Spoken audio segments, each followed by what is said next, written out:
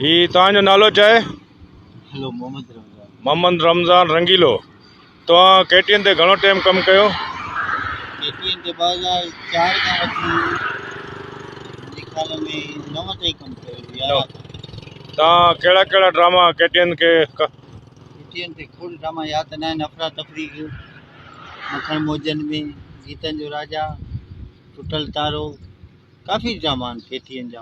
तव्हां मरहूम असांजी आपा ख़ैरा सां घणो टाइम रहियो गॾु, घणो टाइम कमु कयो? 2009 खां वठी वेंदे 2021 ताईं 12 साल KTN ते कमु कयो। आवाज़ TV ते, मुख़्तलिफ़ चैनलनि ते, सिंध TV ते, KTN ते, मुख़्तलिफ़ माशाअल्लाह। तव्हां एतिरो टाइम चैनल खे ॾिनो, आर्टिस्ट हो पुराणा, तव्हांजी कंहिं हिंटे ताईं सार लधी आहे? हा, शुक्र आहे रब जी ज़ात जो। चैनल वारनि त सार लधी आहे, जिते कमु कयूं था तव्हांजे साम्हूं। छा कमु करियो तव्हां हिन टाइम? गाॾी कढी थी हिते जी, बसि वरी पाठा बाठा इहो जो जेको पयां त इहे कढी करे सुकायां थो। वरी सुकल पाठा वरी खपाईंदुमि, वरी बचड़नि खे इहो खर्ची पाणी इहो माहौल ठाहींदासीं। तव्हां हिन टाइम जेकाबाद जा सीनियर आर्टिस्ट आहियो ऐं शिकारपुर जा सीनियर आर्टिस्ट आहियो, शान आहियो। तव्हां खां शिकारपुर जे आर्ट काउंसिल वारनि जा, जेकाबाद जे आर्ट काउंसिल कंहिं तव्हां खां सार सुवार लधी आहे न लधी आहे? न न न कंहिं बि न, उहो ज़रूरत बि न आहे। छा सार लहंदा, मौला बसि रहे, अलाह पाक अकेलो न छॾे।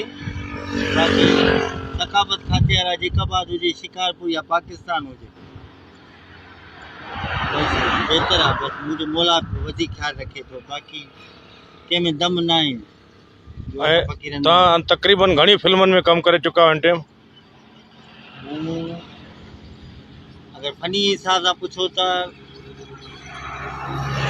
98 खां वठी कमु कयां पियो, स्टेज दुनिया खां, स्कूल खां।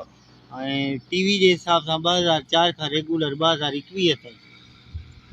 उन में पाकिस्तान टेलीविज़न बि आहे ऐं जेके बि सिंधी चैनल आहिनि, मेरान TV ते राहें कयो, बाक़ी सभिनी चैनलनि ते कमु कयो। पोइ थोरो हिसाबी चकर थी वियो, पकड़ में किथां अची लाइलाज थी वियो। हिन लाइ 2-4 साण हुया, बसि पोइ अची जॾहिं सभु दर बंदि थी विया त पोइ रब जो दर खुलियल हो, दरगाह ते अची वेही रहियो। शुक्र आहे रब जी ज़ात जो, हाणे ख़ुशि बि थी वियो आहे।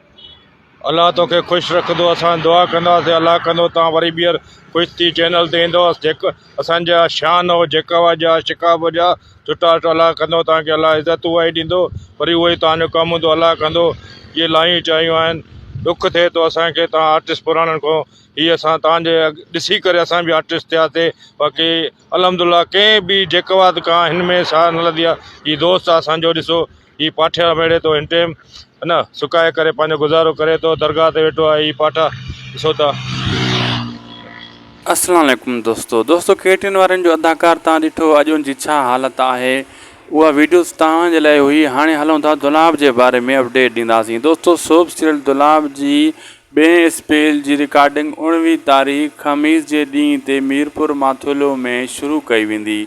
जी हाँ दोस्तों, ॿिएं स्पेल जी जेका रिकॉर्डिंग आहे, शूटिंग आहे, बक़ाया 19 तारीख़ ख़मीस जे ॾींहुं ते मीरपुर माथुले में शुरू कई वेंदी ऐं बक़ाया जेका आहिनि अदाकार उन्हनि खे शूट कयो वेंदो ऐं बहितरीनु ड्रामो दुलाब बाक़ी पहिरें स्पेल जी जेको आहे एडिट हली रही आहे।